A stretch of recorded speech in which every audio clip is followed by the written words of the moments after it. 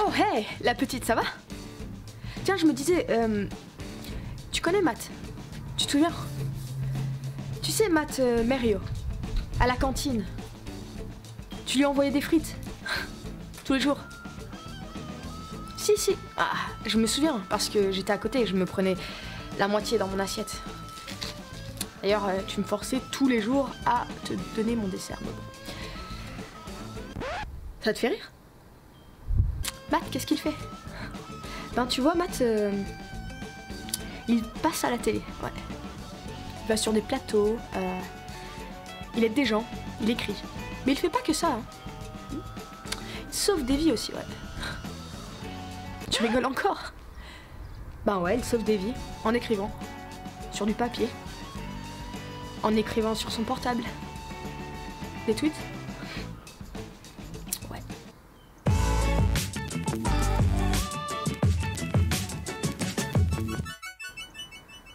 Ouais, je dis ça parce que son livre, en fait...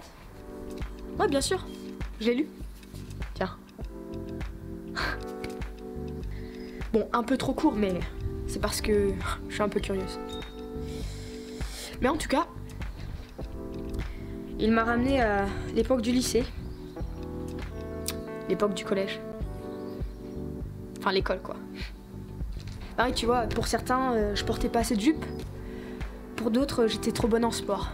Trop bonne en espagnol, pas assez en anglais. Trop d'amis garçons, pas assez d'amis filles. Des vêtements pas assez troués. Mais pas de marque non plus. Pour certains, je les connaissais. On était amis à l'entrée, à la rentrée. Et puis, plus rien. T'apprends à esquiver les choses, en fait. T'essaies de trouver les coins les plus tranquilles, dans le bâtiment ou à l'extérieur, parce que s'ils te voient pas, en fait, ils t'oublient, donc. T'attends la fin de la sonnerie avant de monter en classe. T'attends que le prof rentre dans la salle avant de te pointer devant la porte. T'apprends aussi à manger tout seul à la cantine parfois. Parce que les seuls alliés que tu as sont pas dans la même classe ou ont quitté un peu plus tôt. Enfin bon.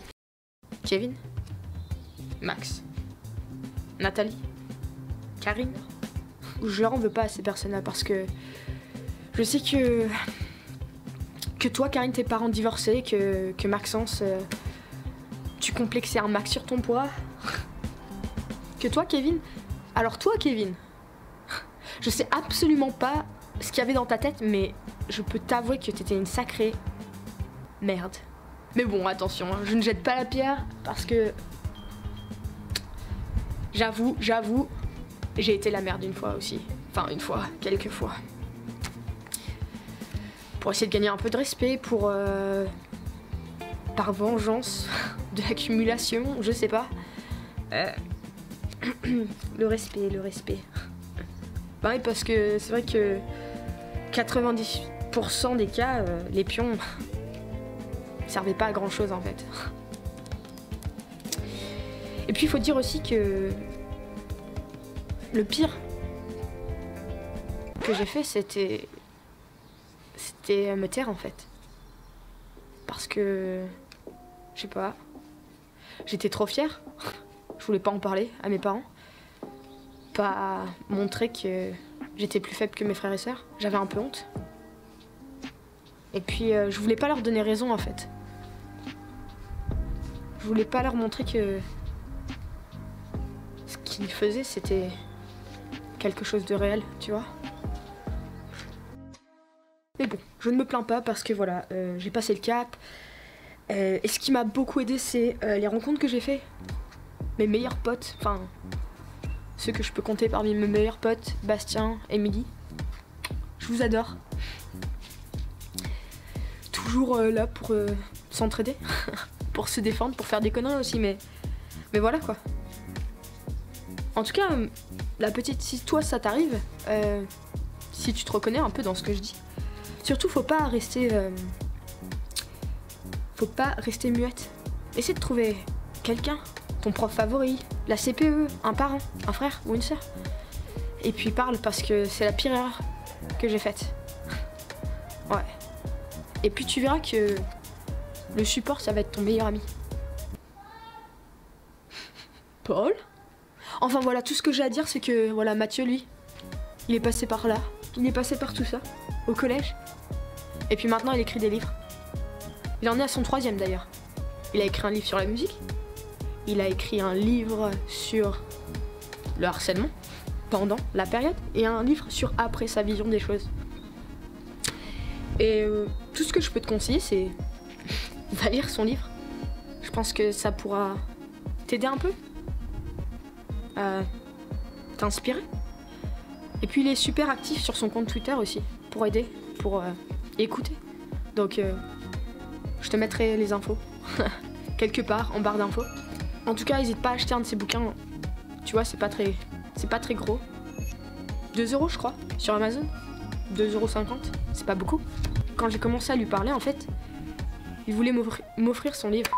J'ai un peu froid. Mais je lui ai dit non. Je lui ai dit que j'allais l'acheter parce que j'adore supporter des gens comme lui, qui sont inspirants, en fait. J'adore supporter des gens qui aident, qui font un max pour aider. Tu sais quoi? Tu sais ce qu'on va faire? Ce bouquin-là, je l'ai lu, du coup je sais à quoi m'attendre. Eh ben, je vais te l'offrir en fait. Je vais l'offrir à l'un d'entre vous. Tout ce que tu as à faire, c'est de commenter dans les commentaires. De commenter. Je sais pas, partage une expérience, un regret, quelque chose que tu as vu, peut-être une fois. Et puis, va tweeter, va partager cette vidéo sur Twitter avec le hashtag un enfer scolaire. Et une fois ça fait, je vais regarder dans les commentaires et je sélectionnerai au hasard une personne, par le plus grand des hasards, à qui je l'enverrai. J'écrirai un petit mot aussi, accompagné. Voilà. Qu'est-ce que t'en penses? Parce que c'est avec des gens bien comme ça qu'on peut faire un monde meilleur. Donc autant s'entraider. Voilà. Et puis tout ce que j'avais à dire avant de terminer cette vidéo, ma petite, c'est que Mathieu, tu vois, malgré tout ce qu'il a enduré, eh bien, il a envie d'être écrivain. Il a envie de continuer à aider. Mais je suis sûre qu'il va y arriver. D'ailleurs, c'est tout ce que je lui souhaite. Voilà, écoute, tout ce que j'ai à dire pour terminer, c'est... tu connais la chanson, hein? Soleil sur toi.